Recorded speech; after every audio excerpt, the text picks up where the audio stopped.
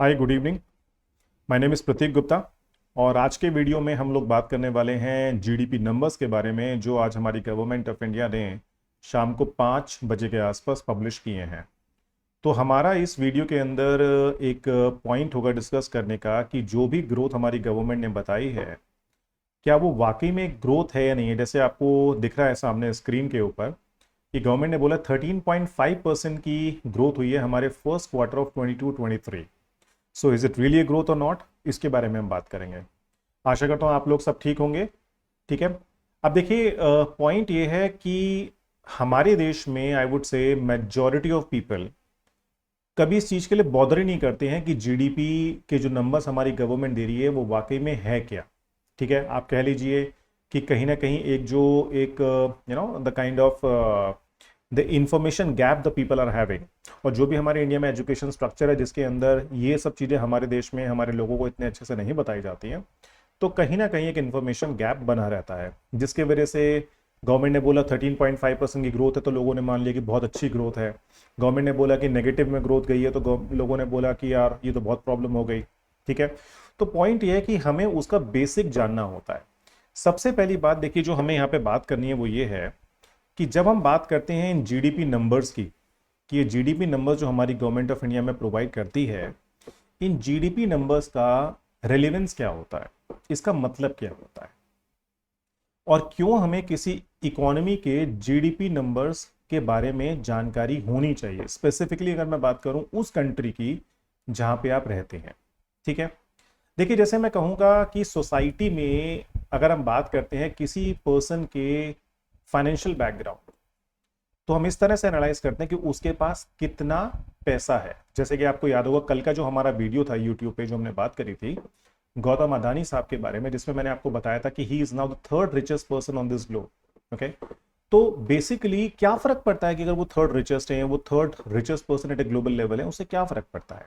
देखिए फर्क इससे ये पड़ता है, इससे हमें ये पता लगता है कि सामने वाला जो पर्सन है, ओके, जो उसका पोटेंशियल है उसने उसे कैसे यूज किया है और उसको यूज करके उसने कितनी इनकम या कितनी वेल्थ या कितना पैसा कमाया है, ये बात की जाती है। ठीक है, तो देखिए जीडीपी का नंबर होता है, जैसे मान लीजिए अगर मैं कहता हूं एक फैमिली में 3 लोग हैं और तीनों अलग अलग अमाउंट अर्न करते हैं, कोई एक्स कमाता है, कोई वाई कमाता है, जेड कमाता है, और उसमें हम कहते हैं कि X is greater than Y is greater than Z. ठीक है, तो उस केस में हम क्या कहेंगे कि x is the person who is using the potential to the best because he is being able to earn or she is being able to earn the maximum out of it. Point मेरा समझ रहे हैं। तो देखिए जैसे हम कहते हैं कि कोई कितना कमाता है उसके बेसिस पे हम उसको उस सोसाइटी में प्लेस करते हैं इन terms of financial kind of background. Same way आप कह सकते हैं किसी इकोनॉमी में जो भी हमारे रिसोर्सेज होते हैं, लैंड, लेबर, कैपिटल, एंटरप्रेन्योर, इनके बारे में जब बात की जाती है तो इनको यूज करके कितनी इनकम जनरेट हो सकती है, वो बेसिकली यानी कि आप कह सकते हैं इकोनॉमी, यानी कि अगर हम इस तरह से बोलें कि एक जो इकोनॉमी है वो कितना कमाती है, that how much is being earned by an economy, that is nothing but the GDP of the economy. जिससे नॉर्मली डेफिनेशन क्या होती है जीडीपी की, the total amount of goods and services produced within the boundary of an economy in a given year. Normally definition ये होती है जो हमारी बुक्स में, टेक्स्ट बुक्स में जगह जगह आपको लिखी मिलेगी, और साथ ही साथ ये डेफिनेशन आपको मिलेगी कहाँ पे, ये हमारी जो गवर्नमेंट ऑफ इंडिया के अलग अलग जो डॉक्यूमेंट्स आते हैं, इकोनॉमिक सर्वे जो बजट होगा, उसमें भी आपको इसी तरह की इंफॉर्मेशन मिलेगी। तो पॉइंट क्या है कि देखिए जीडीपी का मतलब ये है कि आपने एक साल में कितना कमाया है या कितना खर्च किया है, कितना प्रोड्यूस किया है। क्योंकि देखिए जो कमाया है वो किसी चीज पे खर्चा होगा, और खर्चा किस पे करेंगे, जो इकोनॉमी में बना है। इसलिए जीडीपी को 3 तरीके से कैलकुलेट किसी भी इकोनॉमी में किया जाता है। उसके 3 मेथड होते हैं, इनकम मेथड, एक्सपेंडिचर मेथड, और तीसरा मेथड होता है आपका क्या, the third method is basically your output और प्रोडक्शन मेथड। ठीक है, अब ये बात करते हैं कि हमारी इकोनॉमी में, इंडिया में, हमने फर्स्ट क्वार्टर में जो भी हमारे रिसोर्सेज हैं उनको इस्तेमाल करके हमने कितनी आउटपुट या कितनी इनकम जनरेट की, so that we will be able to know how big our economy is. ये हमें बेसिकली जानना होता है। सो जीडीपी हमें बेसिकली केवल ये जानकारी देता है कि हमने कितना प्रोड्यूस किया है, या हमने कितना कमाया है, या हमने कितना खर्च किया है। तीनों तरीके से मान के चलिए नंबर आपके सेम आते हैं। अब देखिए पॉइंट ये आता है कि हमारी गवर्नमेंट ऑफ इंडिया इन तीन मेथड में से कौन से मेथड यूज करते हैं जीडीपी कैलकुलेशन के लिए। तो एक बात आपको ध्यान रखनी है, गवर्नमेंट हमारे देश में यूज करती है production method and more over the expenditure method for the purpose of GDP calculation. तो दो मेथड को हम इस्तेमाल करते हैं। समझ पा नहीं पा रहे हैं? अब देखिए हम आगे बात करते हैं।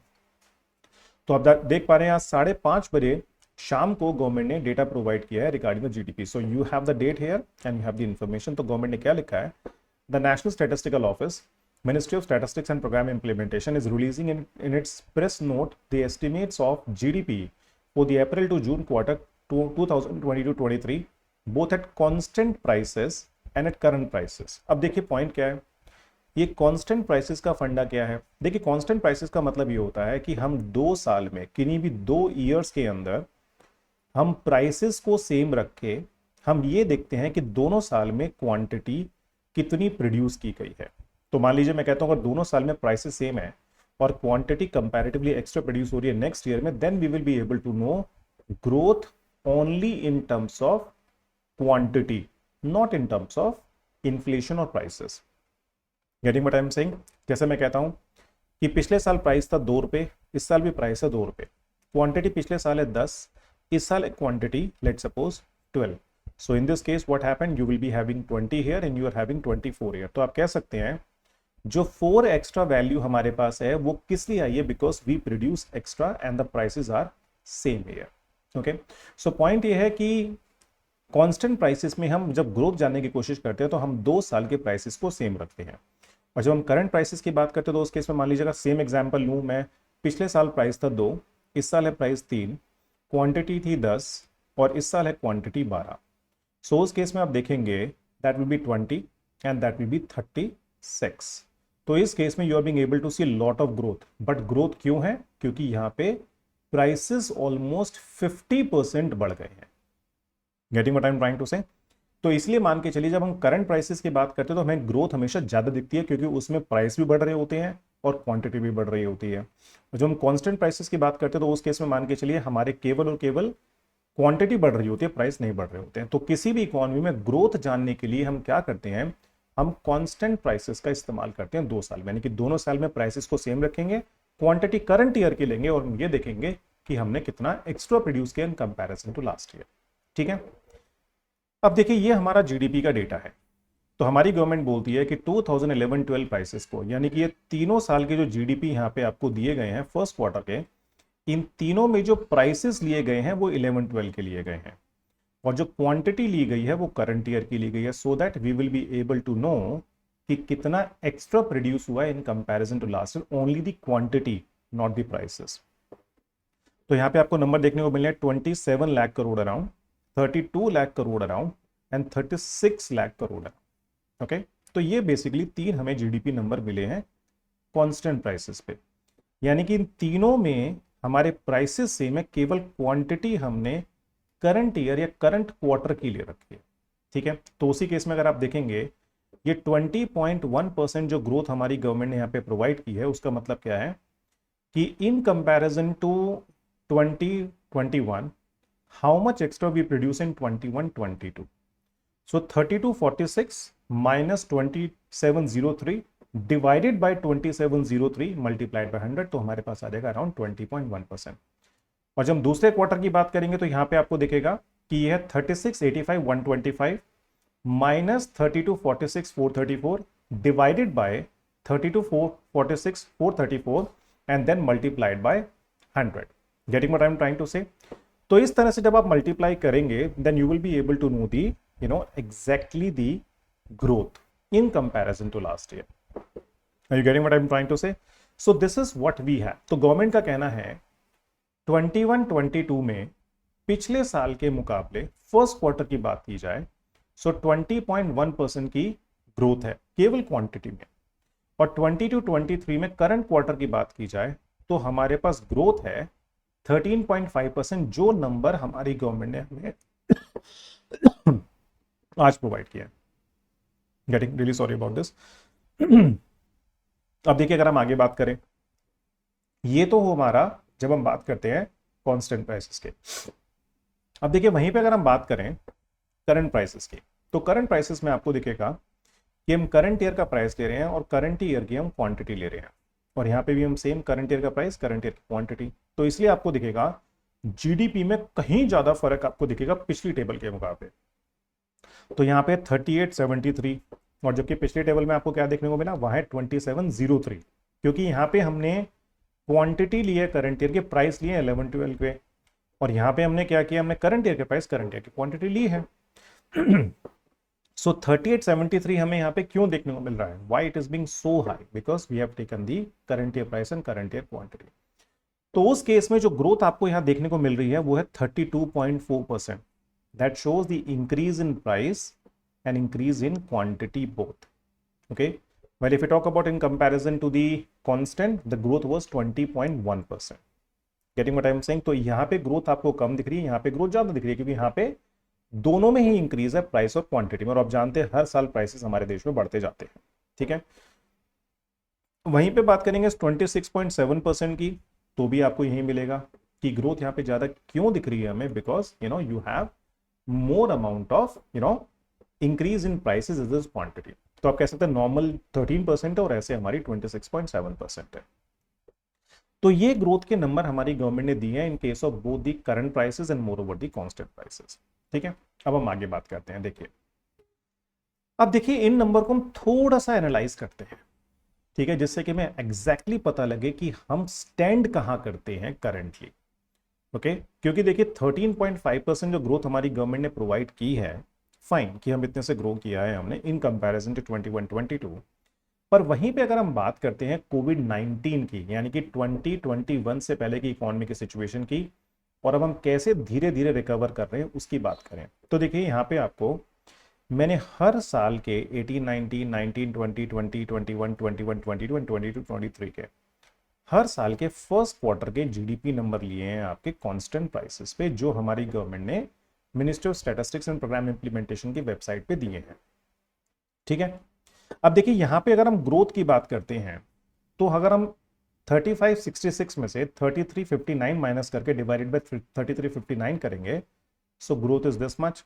और कोविड-19 में आप जानते हैं लॉकडाउन था, तो इसलिए आउटपुट जो इकोनॉमी की थी वो 3566 से रिड्यूस हो गए 2703 रह गए, तो ये कितना रह गया 24.2 in minus. Then last year, as you can see, there is a huge growth of 20%. Why there is a huge growth? Because as you can see, the base is very low. तो यहां पे भी concept होता है आपका base effect, कि अगर हमारा बेस लो है तो हमें करंट ईयर में ग्रोथ ज्यादा दिखाई देगी। वहीं पे देखिए अगर आप 21-22 को अगर आप 19-20 से कंपेयर करते हैं, तो ग्रोथ यहां पे आपको नेगेटिव में दिखेगी, because 3246 minus 3566 is basically negative number, तो इसलिए आपको नेगेटिव नंबर दिखेगा। परंतु यहां पे बेस लो होने की वजह से इसलिए आपको ग्रोथ 20.08% की दिख रही है। सेम वे जब 20-23 की बात करेंगे, जो हमारा अभी ना आज जो नंबर दिए गए, उस केस में अगर हम 3685 को इससे कंपेयर करेंगे, तो ग्रोथ हमें मिल रही है 13.51% की, because again the base is low. क्योंकि देखिए अगर आप 21-22 के जीडीपी नंबर को 19-20 से कंपेयर करेंगे, तो ये उससे कहीं कम। ठीक है, तो इस तरह से गवर्नमेंट ने ग्रोथ प्रोवाइड किया। अब देखिए यहां पे अगर हम छोटी सी एनालिसिस करते हैं कि 20-23 में जो हमारे जीडीपी नंबर है ये वाले, अगर हम देखें कि इस नंबर को इससे कंपैरिजन करके देखें 19-20 के मुकाबले, यानी कि 3685 माइनस 3566, तो देखिए हमें ग्रोथ मिलती है केवल 3.32% की। यानी हमारी इकोनॉमी 19-20 के मुकाबले 20-23 में, अगर हम इन 2 साल को बीच में से मान लीजिए, अगर हम इनको दोनों को हटा ही देते हैं, अगर हम 2021 और 21-22 को हटा देते हैं और हम बोलते हैं कि अब इकोनॉमी में सब कुछ नॉर्मल चल रहा है, जो कि नॉर्मल है आप जानते हैं, तो उस केस में जो हमारी ग्रोथ आती है ओवर 19-20 इज जस्ट 3.32%। और आप यहीं इस नंबर को अगर कंपेयर करते हैं 18-19 से, तो ग्रोथ आती है आपकी 9.7%। ठीक है, तो यहीं पे देखिए अगर हम देखते हैं इसको एवरेज निकालें कि 3 साल के अंदर कि हमारी इकोनॉमी में कितना ग्रो किया, यानी कि 19-20 के बाद 2021, 21-22 एंड 22-23 में अगर हम एवरेज ग्रोथ देखते हैं तो केवल 1.1% की है। ठीक है, और अगर हम 18-19 के मुकाबले दें तो 4 साल में जो ग्रोथ रेट है हमारी वो 2.43% की एवरेज आती है। तो मान के चलिए ये जो 13.5% ग्रोथ आपको दिख रही है केवल और केवल पिछले साल के मुकाबले की है, क्योंकि बेस कम है। वहीं पे अगर हम 1920 से कंपेयर करते तो ग्रोथ केवल हमारे देश में 3.32% की, जो कि काफी कम देखने को मिल रही है। Are you getting what I am trying to say? वहीं पे देखिए अगर आप करंट प्राइसेस की बात करेंगे तो करंट प्राइसेस के केसेस में यहां पे आपको जीडीपी नंबर बढ़ता दिख रहा है, यहां पे घट रहा है, द रीजन इज कोविड-19। फिर बढ़ रहा है और ग्रोथ देखिए 32.36%, again why? Because of lower base year, okay. And then if you talk about 20 to 23 it is 6494 lakh crore, okay. 64,94,736 crore rupees, ठीक है। वहीं अगर हम सेम फंडा लगा के चलते हैं, अगर हम देखते हैं इस नंबर को in comparison to 1920, that means before the corona 19 pandemic, then you can say growth is decent. But you know this thing, why you have such a high number here? Because inflation rate is really high currently in the country. You know this thing, in case of WPI, the inflation rate is almost 14-15%, and in case of CPI, inflation for the last 2 years is around more than 7%. तो 14% तो आपका इसी तरीके से हो गया।